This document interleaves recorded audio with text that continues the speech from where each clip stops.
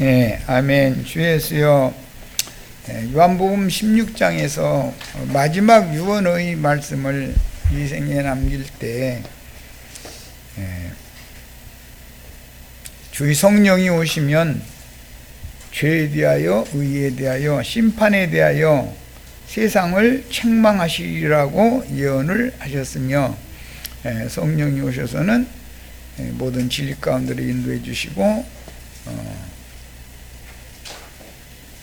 그 다음에 장래 일을 너희에게 미리 알려줄 것이다 라고 이렇게 예언을 하셨는데, 주님께서 이미 선포하시고 떠나셨던 그 당시의 그 유언 말씀이 후세대인 교회 시대의 사도들과 증인들과 매 세대를 잇는 교회들에게 어떻게 이것이 적용되어졌고 이루어졌으며, 오늘 우리들에게는 이 말씀이 어떻게 응하는지 이런 말씀을 지금 나누고 있는 중입니다. 우리 심령을 맑게 하시고 들을 귀를 주시며, 주님의 예언이 어떻게 한 말씀도 땅에 떨어지지 않고 교회 시의 전기간 동안 매 세대에 주님을 사랑하는 자들과 주님을 사랑하는 자들을 해방하고 대적하고 핍박하는 자들에게 어떻게 응했는지 이것을 잘 상고해 가면서, 오늘을 사는 우리들은 무엇을 추구하며 어떤 신앙생활을 하다가 어떻게 생애를 영광스럽게 마감을 해야 될 것인지, 지혜와 계시의 신이 되시는 주의 성령께서 오셔서 우리들의 심령과 마음에 밝은 빛으로 계시하여 주시고 깨닫게 해주실 것을 주의 이름으로 기도합니다. 아멘. 아멘. 자, 오늘은 자료 두 번째 자료를 해드렸어요. 지금 우리가 나누는 말씀은 요한복음 16장 또 다른 보혜사 진리의 성령이 오시면 죄에 대하여, 의에 대하여, 심판에 대하여 세상을 책망하시는 말씀을 주실 것이다. 이 예언 말씀을 나누고 있는 중인데, 주님의 구원과 주님의 심판이라고 하는 것은 개인적인 면도 있지만 더 중요한 것은 주님의 뜻은 단체적인 면이 있는 거기 때문에 우리는 나 자신의 신앙에만 이렇게 빠져 있지 말고 주님의 나라, 주님의 뜻이 어떻게 세상에서 성취되는가, 이것에 대해서 신앙의 폭을 넓히고 신앙의 깊이와 높이가 더 장성한 분량으로 자라야 되겠다라는 것을 지금 말씀을 나누는 중입니다. 자, 오늘 자료 말씀으로 이제 바로 들어갑니다. 제목은 성경에서 여자의 유출에 대하여, 여자의 유출이라는 건 교회의 불결과 부정함을 상징하는 말씀으로서 여자의 유출에 대한 예언이 구약성경과 신약성경에 여러 곳에서 말씀이 나왔는데, 쉽게 표현하자면 여자의 유출은 하나의 표상이고 비유이기 때문에 여성이 성병에 걸리면 유출을 할 수가 있죠. 피고름을 흘려낼 수가 있죠. 그런 유출이 있어요. 그 다음에 정상적인 유출이 두 가지가 있어요. 하나는 경도시의 유출이 있어요. 또 하나는 여아로 태어나가지고 처녀로 자라면, 혼기에 이르러면 남편에게 이제 시집을 가면 남편을 통해서 피 흘림을 받는 분명한 그런 과정의 단계가 반드시 거치게 되기 때문에, 유출이라고 하는 것은, 성경이 말하는 유출은 크게 세 가지가 있는 거예요.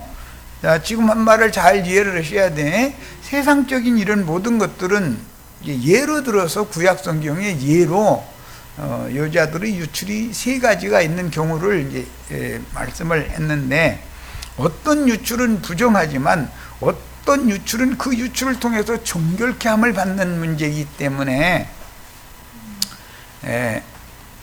경도할 때의 유출과 사녀의 피의 유출은 부정한 것이다 그랬지만 참남편을 만나서 피남편을 만나서 유출을 하는 그런 이제 영적 체험의 경우에 그 여자들의 할례인데, 영적 할례인데 그것을 하면 정결함을 받는단 말이에요. 누구는 40일 만에 정결함을 받고 사내 아이를 낳으면, 여자아이를 낳은 경우는 80일 만에 정결함을 받는다. 이건 비유다라는 말이에요.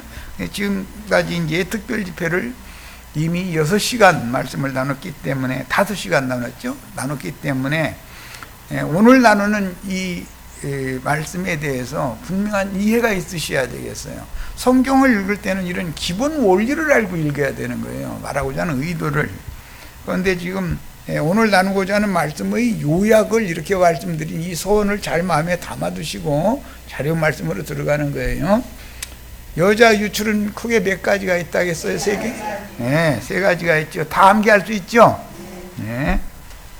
질병에 의한 부정한 유출이 있어요. 그 사람은 하나님 앞에 나갈 수가 없어요. 부정한 유출을 하는 사람은 하나님 앞에 나갈 수가 없어요. 그러나 정결케 되었다라고 하는 확증을 받는 유출이 마지막에 한 번 있어요. 이해하셨죠? 정상적인 유출은 2가지가 있는데, 경도할 때, 그 다음에 해산 후 배설을 할 때 있고, 피남편에게 혼인을 해서 피남편을 통해서 피 흘림을 받으면 그는 정결하다는 표를 가진 거예요. 그 표가 꼭 있어야 되는 거예요. 남자는 할례의 표를 가지고 있어야 하나님 앞에 정결탐을 받은 거죠. 사내 아이를 낳으면 8일 만에 할례를 행하죠. 그런데 여아를 낳으면 그 여아의 경우에는 혼기에 차도록 길러서 남편에게 시집을 보내면 남편과의 합방을 통해서 피 흘림을 갖는 거예요. 그것은 여성의 할례의 표를 갖는 거단 말이에요. 그는 확실히 믿은 사람이라고 하는 구원의 표를 그렇게 가져야 되는 거예요. 자, 성경이 말하고자 하는 이런 내용들이 구약 성경에는 여기 조금 저기 조금 여기 조금 저기 조금 여러 군데 기록을 하고 있는데, 이런 말씀들을 읽을 때 진리에 대한 가르침을 받지 않은 사람들은 예배당 백날 다녀도 이게 무슨 소리인지 모릅니다. 지금 피남편이라는 말이 성경에 있는지도 몰라요. 여자는 할례를 어떻게 받나에 대해서 질문해 보면 목사님도 아는 사람이 없어요. 할례라는 것은 확실하게 믿은 사람이라는 믿음의 증표인 거예요. 그 사람은 정결케 되었다는 확증을 받았단 말이에요. 하나님 앞에서. 자, 이런 이제 큰 틀을 가지고 나가는 말씀을 나눕니다. 로마서 11장 11절로 15절 인용을 했는데, 이것은 왜 그러냐면 개인적인 구원의 표도 필요하지만 하나님은 개인적으로 구원을 하시는 목적은 하나님의 백성들 전체를 구원하는데 목적을 두고 있기 때문에 나 혼자만 구원받았다고 자랑하고 나 혼자만 제일이라고 떠들고 다니서는 안 된다는 거예요. 여자의 유출은 교회의 유출을 말하는 거예요. 교회의 부정기간이 어떻게 정결케 되느냐. 지금 처녀로 자라가지고 혼인을 해서 피남편을 만나야만 정결하다는 표시를 그때 받는 거다라는 것까지 말씀드렸어요. 그러니까 기한이 필요하죠. 우리는 거듭날 때 다 하나님의 관점으로 보면 여자로 난 거단 말이에요. 교회 중에 한 지체로 난 거죠. 그런데 정결함을 받는 기한 동안 자라야 된다 이거예요.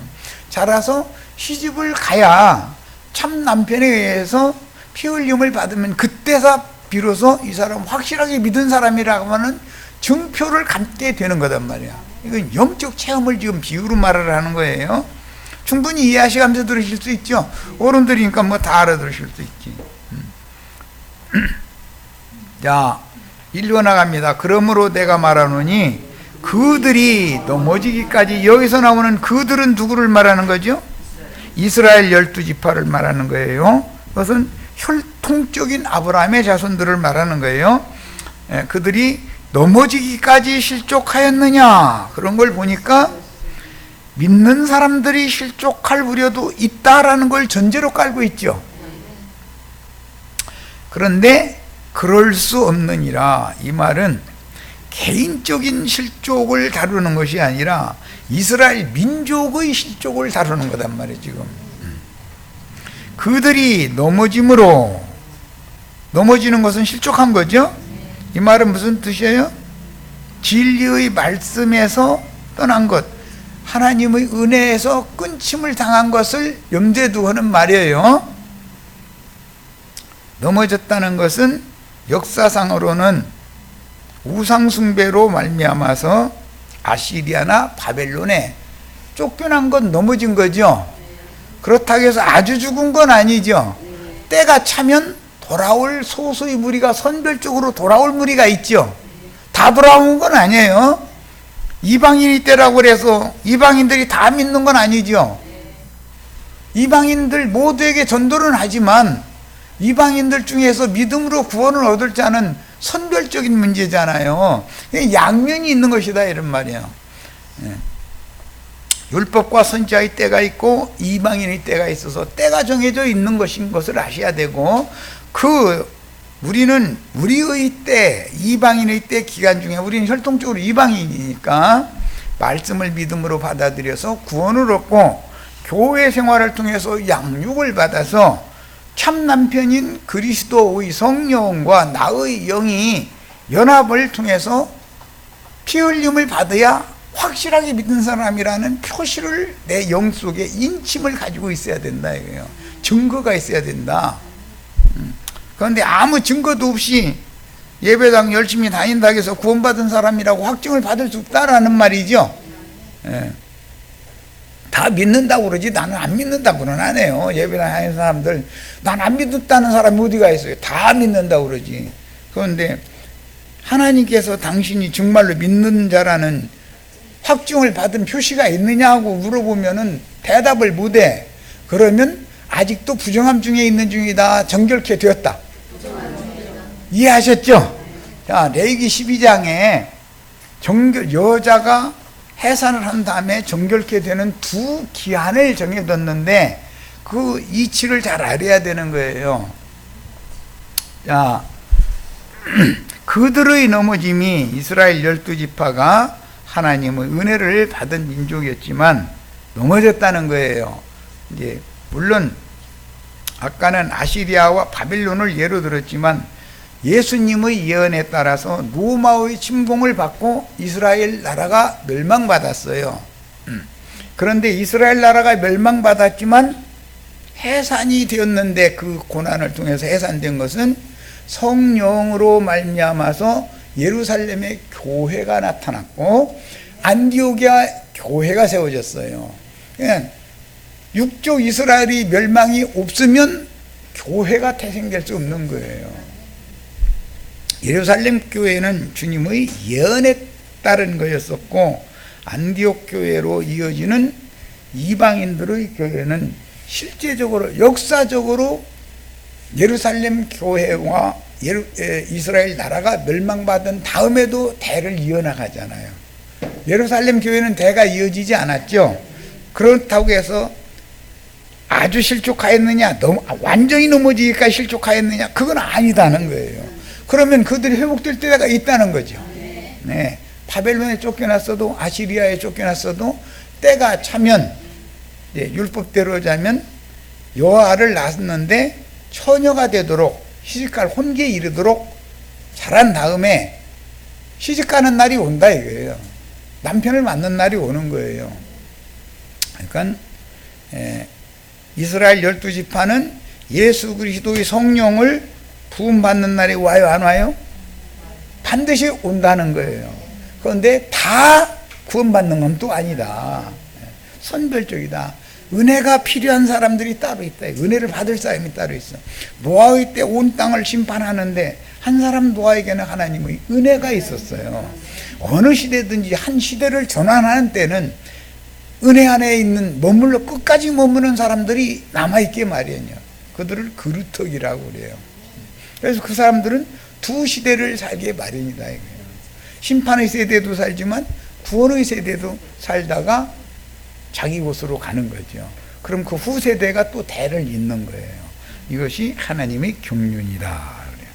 네. 자, 그들의 넘어짐이 세상의 풍성함이 되며, 이게 이스라엘 12지파가 넘어져야 세상이 풍성이라고 그랬는데 영적 부요다 이 말이에요. 영적 부요. 그러니까 이스라엘 혈통적인 이스라엘 12지파가 넘어지면 또 그 좋은 가지에서 끊임을 당하면 끊임을 당하면 이방인들에게는 영적 부요가 올 수가 있다. 마찬가지로 이제 이방인의 때가 끝나면 이방인 중에 구원 얻은 많은 사람들이 끊임을 당하면 이스라엘 12지파가 접붙임을 받는 은혜를 새롭게 회복할 수가 있다. 이런 말이에요. 이게 하나님의 경륜이요. 즉 하나님은 한 면에서는 심판이요 한 면에서는 구원이다 라는 말이에요. 늘 그래요. 이해하셨죠 이제? 자, 그들의 실패가 즉 이때 당시에는 12지파의 실패라는 것은 예수를 주와 그리스도로 영접하지 않는 거죠. 복음을 받아들이지 않는 거예요. 자신들의 메시아를 배척하는 거예요. 이스라엘의 실패였어요. 그런데 오히려 이방인들에게는 풍성함이 되었다라고 그랬는데 영적으로 부요함이 되었다. 우리 이 세대에도 지금 많은 기독교인들이 있지만 똑같은 일이 이스라엘 사람들이 단체적으로 버림받은 것처럼 큰 음료를 벌거벗겨서 불사르는 버림받는 때가 반드시 오고 우리는 너무 촉박한 시기를 살고 있어요. 때와 기한에 관한 건 기회 있을 때 말씀 나눌 거예요.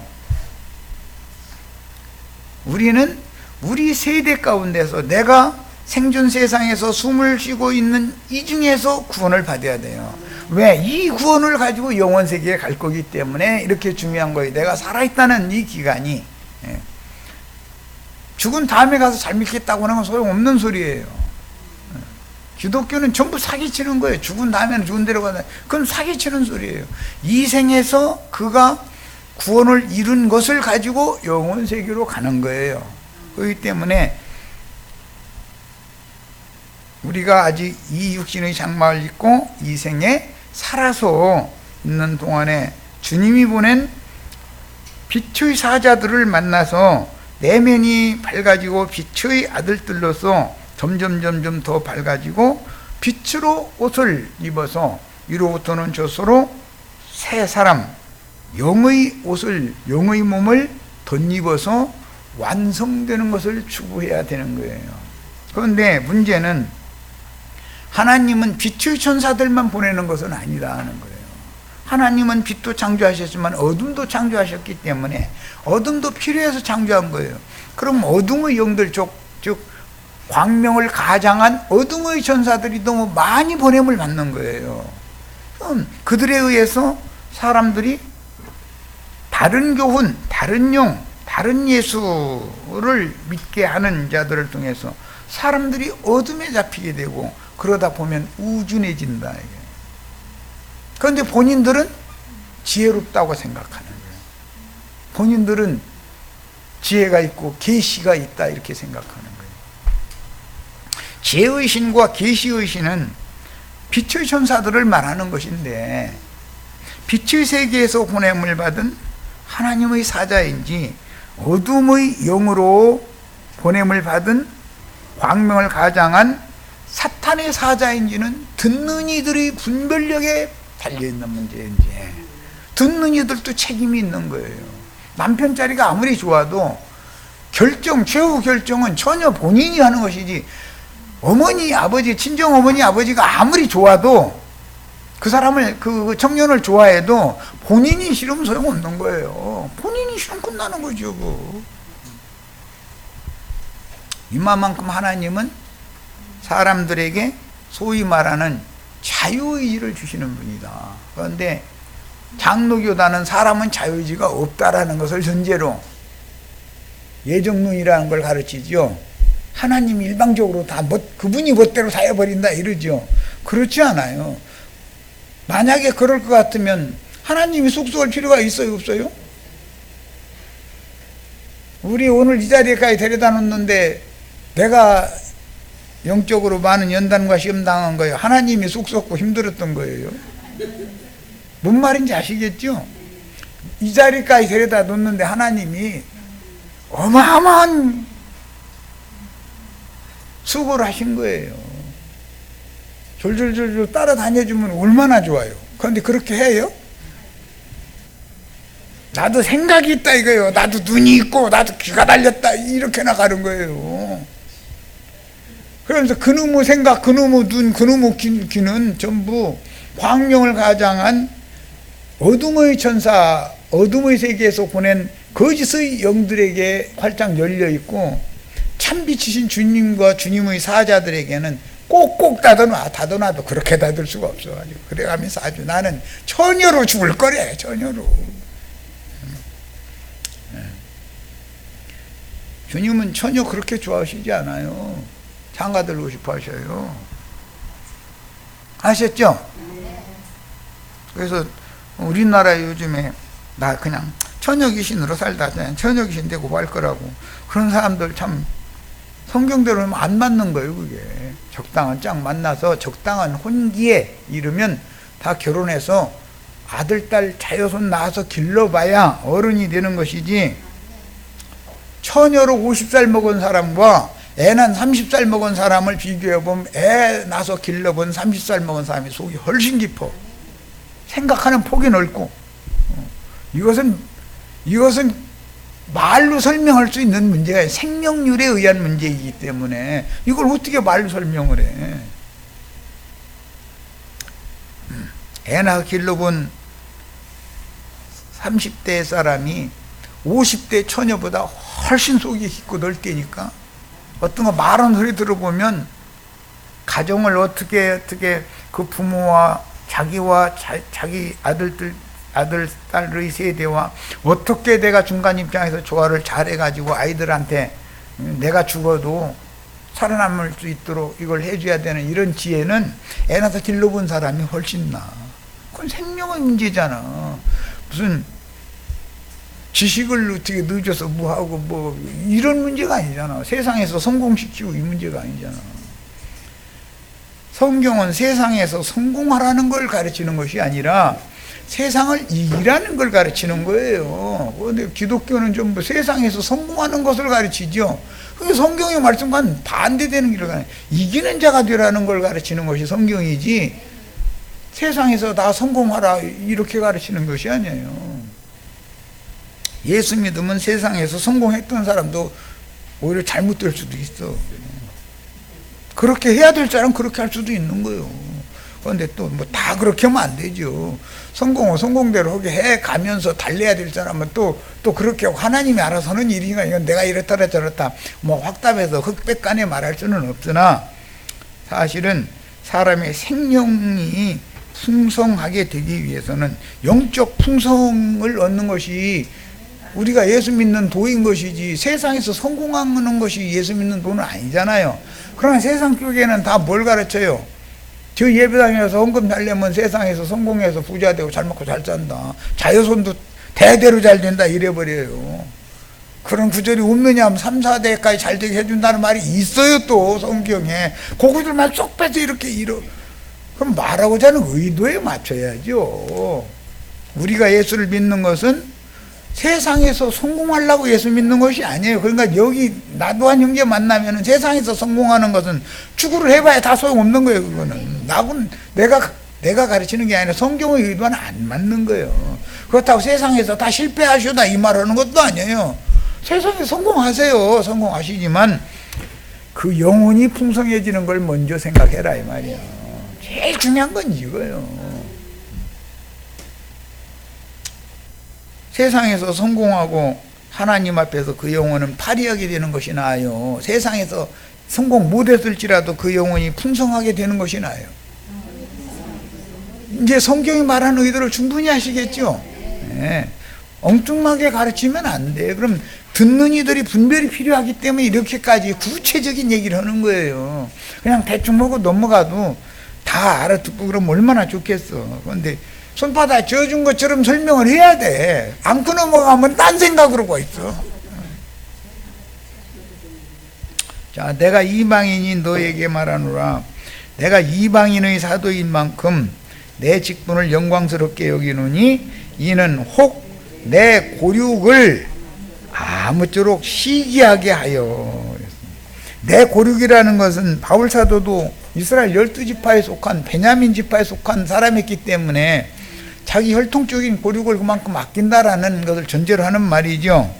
그런데 아니 우리는 넘어지고 우리들이 개돼지 취급하던 이방인들이 은혜를 입었어? 그럼 시기날 사람이 있다는 거예요. 그러니까 이 문제 때문에, 영적 부요의 문제 때문에, 세상 성공이 아니고 영적으로 부요해지는 문제 때문에 시기하는 사람들만 이스라엘 12지파에 속한 사람이라도 회복될 수가 있는 것이다 이 말이에요. 마찬가지요. 지금 나도한 형제가 이게 이렇게 외치고 이렇게 전하는 이 말씀이 우리가 이단이라고 하는 나도한 같은 소리 하는 이상한 말만 하는 사람, 따라간 사람들이 오히려 하나님 앞에 은혜를 입고 우리는 버림받았다고 그렇게 성질만 낼 게 아니라 시기해야 돼. 시기. 나도 은혜를 회복하기 바란다. 이렇게 나와야지 끝내 세상에서 뭐가 되고 세상에서 성공하고 뭐 맨 이 생각을 버리지 못하면, 즉 우상을 버리지 못하면 하나님이 그를 사랑할 수가 없는 거예요. 회복시킬 수가 없는 거예요. 이 문제를 잘 듣는 귀가 있어서 판단해감 들으시기를 바랍니다.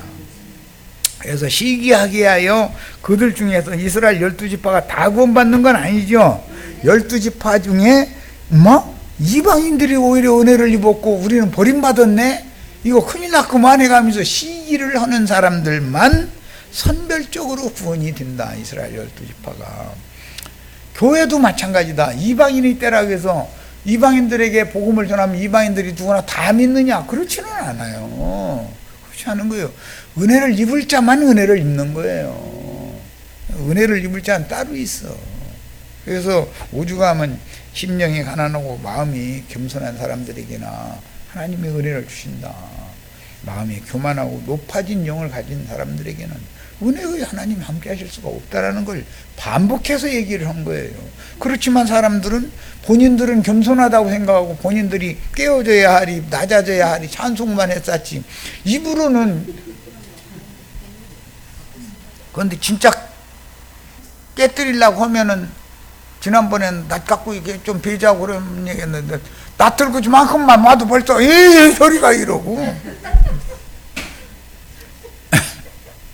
매다 놓고 가르려고 이렇게 맷돌 이렇게 앉혀놓으려고 하면은 아유 필요 없어 그거 하지 마 그냥 여기서 물속에서 헤엄치다 그냥 이러다 갈 거야. 그냥 여기서 성공해야지 뭔 소리야 막 이러고 앉았어. 성공 많이 하세요. 네, 성공하지 말라고 하는 소리가 아니에요. 성공해서 나쁠 거는 없어요. 그러나 더 중요한 것은 영적 풍성함, 영적 부요가 더 중요한 문제다 이거예요. 우리는 세상을 이기는 걸 추구하는 사람들이지 세상에서 성공하는 걸 추구하는 사람들이 아니에요. 세상에서 성공하는 걸 추구할 것 같으면 예배당에 가세요. 그거 할 수 없어요. 삼성에 합격하셔야 되고 머리 좋으면 삼성에 합격할 거 아니야. 그 수밖에 없어요. 그럼 성공하게 돼 있어요. 머리 좋아서 삼성 연구소에 취직을 하면은 누가 나가라는 사람이 있어요? 삼성 연구소 가서 그들의 머리에서 핸드폰도 나오고 그들의 머리에서 모든 게 다 나온 거잖아요. 그럼 그 사람들은 날마다 앉아서 컴퓨터 앞에만 앉아있고 이것만 끄딱끄딱 하고 있어요. 그런데도 월급은 죽어라고 일하는 사람보다 훨씬 많이 받죠. 그런 것을 원하시면 그쪽 동네로 가시라고. 그것이 예수 믿는 도일 것 같으면. 삼성이나 대기업에 취직한 사람들이 다 예수 믿느냐 보면 예수 안 믿는 사람이 더 많아. 그런 걸 보니까 목사들 저희한테 오면 성공 온다고 세상에서 축복받아 잘 된다고 하는 거 전판 거짓말이야. 이미 고인되신 어른이시지만 정 아무개 그분 대통령 출마했을 때 내가 오죽으면 한 소리가 있어요. 아니 뭐 세상에서 사업으로 성공한 분은 그쪽으로나 가지. 왜 쓸데없는 엉뚱한 데까지 눈 돌려가지고서 있는 재산 다 날려가면서 분명히 저 양반 저러다가 큰 코 다친다 내가 그랬더니 왜 하냐. 에이, 송충이는 솔잎 먹여야 되고 갈충이는 갈잎 먹여야 되는 것이지, 종류가 다르게 태어났으면서 딴 것을 자꾸 탐하면 안 되는 거죠. 그렇잖아요. 나도한 형제는 말씀이나 가르쳐야지 눈을 저 국회의사당 쪽으로 돌린다든지 그러면은 한 표밖에 안 나와. 나는 다 찍을 거 아니야. 뭐 하는 일이지 뭐. 한 표는 나오겠지 뭐. 그렇게 어리석게 살아서야 되겠는가. 로마서 11장은 이스라엘 민족의 단체적인 버림과 구원을 다루는데 12지파의 얼마를 버림으로 이방인들 중에 얼마를 구원하심으로 어느 때라도 12지파든 이방인이든 다 복음을 받아들이는 것은 아니다라는 것을 지금 전제 조건으로 설명하고 있다. 희긴하는 사람들만, 그들 중에서 얼마만 구원하는 거예요. 이스라엘 12지파라 해서 무조건 오고 다 회복되는 건 아니죠. 이방인의 때라 해서 이방인들이 무조건 오고 다 이방인, 난 혈통적으로 이방인이니까 구원받았어, 이건 말도 안 되는 소리죠. 이방인의 때에도 은혜를 입을 만한 사람들에게나 복음이 들리고 믿음이 주어지는 거예요. 성경은 항상 개인적인 구원을 강조하면서도 결론은 첫 아담 세계의 단체적인 심판과 둘째 사람인 그리스도 예수 안에서의 단체적인 구원을 다루므로 로마교로부터 시작된 속생명파라 칭하는 개인 신령주의를 가르침을 조심해야 된다. 엊그제 내가 그래서 성을 이렇게 막 그 그림 같은 거, 영화 같은 거 보면 참 막 성이 감히 어떤 군대가 쳐들어갈 수 없게 그런 이상한 지형에다 갖다가 그 성을 그렇게 건축을 하려니 사람들 등짐 지고 다니는 때인데 그때는 무슨 도자가 있어, 자동차가 있어. 사람들을 얼마나 혹사시켜서 그게 지어놓은 거예요. 자기 한 사람 신변 보호를 받고 그 왕국을 세우겠다고 그 짓들을 했잖아요. 거기서 그 사람들 날마다 기도하고 성경 필사하고 그랬어요. 그런데 하나님이 보시기에는 그게 성인이 되고 성자가 된 사람들이 아니고 불쌍한 사람들을 혹사시켜가면서 자기 한 사람의 부영화를 추구한 사람이다. 우리는 매사를 볼 때 하나님의 눈으로 봐야 되는 거예요. 여의도에 또는 서초동 사거리에 큰 예배당, 목존대는 예배당이 다 차지하고 있죠. 세상 나라에서 지금 보면. 그러면 그게 그 사람이 본인이 그 예배당 그 당회장 목사하는 그 사람이 나가서 노동해서 땀 흘려서 품삯 받으다가 그거 진 게 아니잖아요. 다 착취한 돈으로 한 거지. 자기는 가만히 앉아서. 하나님이 보실 때는 그런 사람의 손으로 지은 전에는 하나님이 계실 수도 없다고 그랬으면 그 짓을 해야 돼, 하지 말아야 돼요. 그런데 이렇게 가르치면 나도 한 형제가 이단이 되는 거예요. 아니, 서초동 사거리의 예배당이나 여의도 중심에 예배당에 뭐가 그게 못마땅해서 그러냐고 이러고 있어요.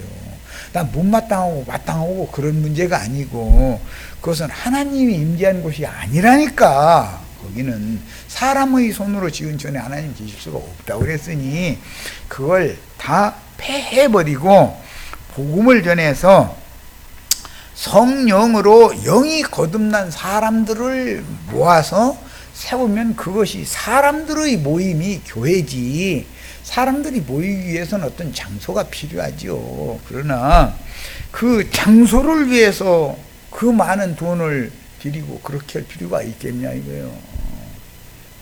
필요한 숫자만큼만.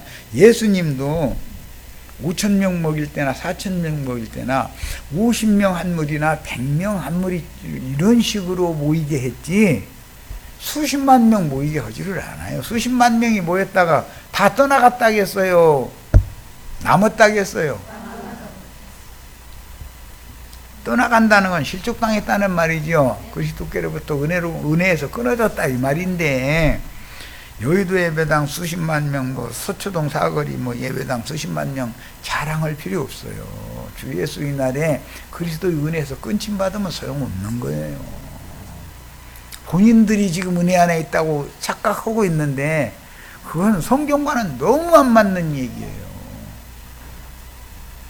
이렇게 세상 교회 목사님들과 세상 교회들을 그냥 치느냐 그래서 하는데, 그게는 교회가 아니고 예배당이고, 예배당의 왕노릇하는 목사들이 진리를 잘못 가르치고 있다라는 걸 난 지적을 하는 얘기지. 그 사람들이 인간적으로 볼 때 뭐 미운 털 베겼고 그런 건 아니잖아요. 나보다 다 혼칠하고 다 잘났더만 보니까. 나 이제 쭈글쭈글해져가지고 갈 날이 며칠 남도 안 해서 나는 이제 뭐 내가 더 살고 싶다, 뭐 더 살고 내 맘대로 되는 것도 아니잖아요. 빨리빨리 후계자들 길러내놓고 내 할 일 다 손 딱 털고서 가는 게 내가 할 일이지. 죽는 걸 준비할 줄 아는 사람이 지혜로운 사람이지. 이 세상에서 성공하는 것만 계속 추구하다 보면 우상을 끝내버리지 못한다는 거잖아. 사람들마다 우상이 뭐예요? 세상 부귀영화. 그게 다른 신이잖아요. 자, 그들을 버리는 것이 세상의 화목이 되거든. 그 받아들이는 것이 죽은 자 가운데서 살아나는 것이 아니면 무엇이리요? 그런 걸 보니까 이스라엘 12지파를 버릴 때가 있고 다시 받아주실 때가 있다는 거죠. 버리면 죽는 것이고 받아주시면 살아나는 거다, 지금 이 말이에요.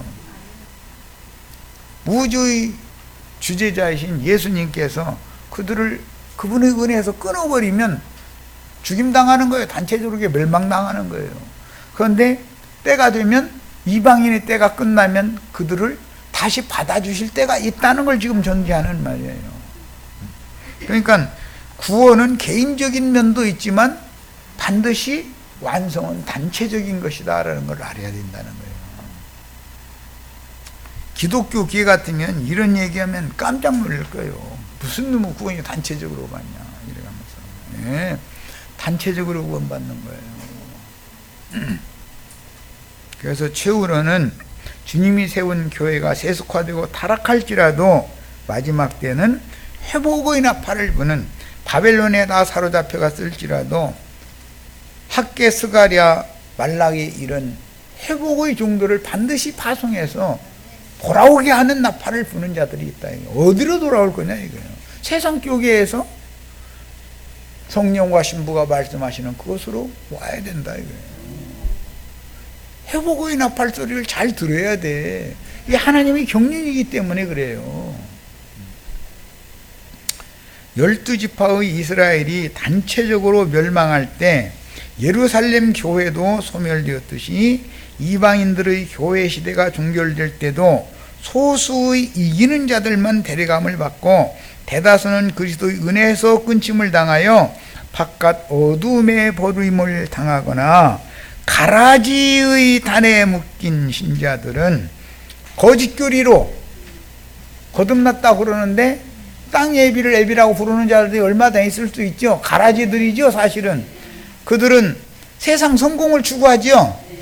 세상을 이기는 신앙을 추구해요? 세상 성공을 추구해요? 가라지들이죠. 이 사람들은 전부 당연히 가라지 단은 심판하기 마련이다, 불사르기 마련이다 이거예요. 자, 그러면 심판에 대하여 세상을 책망하신다는 말씀을 하면 가라지의 단에 묶이지 말아야 되고 온전케 된 의인의 영들로 추수되어야 된다는 걸 두 가지를 당연히 구원의 말씀을 전할 때 거기서 보태되면 심판거리가 되는 거예요. 그런데 믿는 이들에 대해서 하나님의 집에서부터 다 자기 백성부터 심판하는 거기 때문에 말씀의 의도를 잘 아셔야 돼. 누구는 거듭났어도 아직 시집갈 나이가 되지 않았으면 바깥 어둠에 쫓겨나는 것이고, 처음부터 가라지야. 가라지라는 특징은 내가 지금 뭐 단적으로 표현한 것이 뭐냐, 세상에서 성공하려고 예수 믿어. 그건 가라지예요. 세상을 이기려고 예수 믿는 것도 그는 다른 거기 때문에 가라지의 단에 묶이면 그럼 가라지 심판할 때 함께 불 속에 던져지는 건 너무 당연한 거 아니냐 이거예요. 자, 오늘날의 세상 교계는 거듭났으나 어린아이 신자들이 대부분이고 거듭나지도 않은 가라지들이 너무 많다 하는 걸 알아야 돼. 예수를 믿는 교회를 얘기하다 보면 우리 교회가 다니자고, 우리 교회를 잘 다니면 부자 된다고 이러고 선도하면 가라지 씨 뿌리는 중이죠. 강대상에서 자기 예배당에 나와서 11조 헌물 열심히 내면 부자 된다고 가르치면 그게 악한 자가 보낸 가라지 씨 뿌리는 사탄의 사자들이죠. 이 정도는 구분을 해야 되지 않냐 이거요. 이건 최소한이요, 최소한. 그러므로 하나님의 인자하심과 준엄하심을 보라.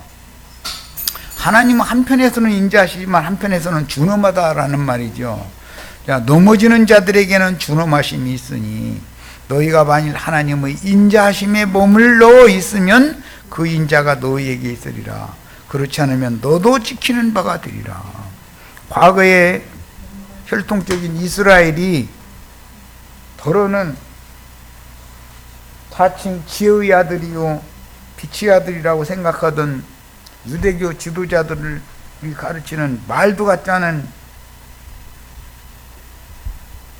땅의 신앙, 땅을 바라보고 땅을 추구하는 신앙을 하던 이스라엘 12지파의 더러는 다 그리스도의 은혜에서 내침을 받았던 거예요. 사실은 더러라고 그랬지만 대부분이죠. 뭐 그리스도의 은혜에서 끊어짐을 당했듯이 오늘날 자신들은 값없는 은혜로 구원받았다고 떠들지만 사실은 그리스도의 은혜에서 끊쳐진 자들이 너무 많다는 걸 알아야 된다. 하나님의 말씀인 진리이기 때문에 모든 판단은 진리대로 되는 거예요. 로마서 1장에 최후 판단은 뭘 한다고 했어요? 진리대로 되는 줄 우리가 아노니 이랬어요. 그렇죠?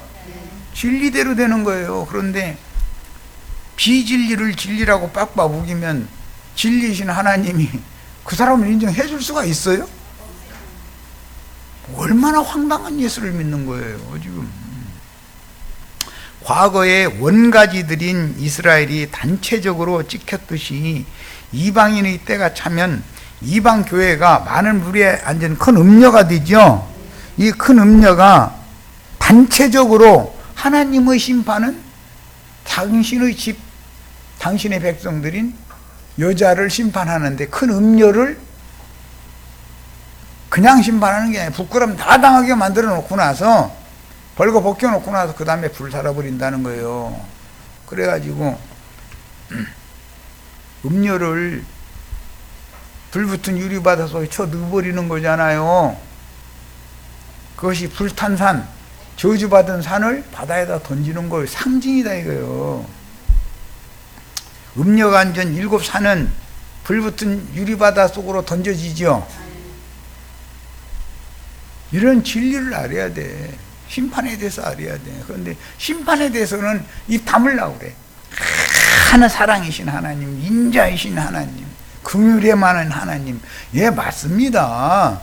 맞습니다. 그러나 긍휼하심을 받을 자, 인자하심을 받을 자에게 인자를 베풀고 긍휼을 베풀고 자비를 베푸시는 것이지 마땅히 멸해야 될 자들한테 긍휼을 베풀고 자비를 베풀고 인자를 베풀어 가지고 멸할 자들이 살해난 그 사람들이 살아나는 것은 빛을 추구하는 빛의 자녀들이 된 사람들에게나 해당되는 얘기고, 멸할 자들은 마땅히 멸의 하나님이죠. 어떤 사람들은 그분의 공의대로 진리대로 판단해서 던져버릴 자는 던져버리고 건져내서 데려갈 자는 데려가고 하셔야 공의의 하나님이지, 그냥 무조건 오고 사랑의 하나님만 전하면 한편으로 치우쳐버리잖아요. 사람들이 신앙이 잘못되지 않냐 이 말이요. 이런 거에 대해서 이해가 있기를 바랍니다. 그들도 믿지 아니하는데 머무르지 아니하면 접붙임을 받으리니 이는 그들을 접붙이실 능력이 하나님께 있습니다. 네가 원돌감나무에서 찍힘을 받고, 혈통적인 이스라엘 12지파는 원돌감나무에 붙은 가지들이었죠.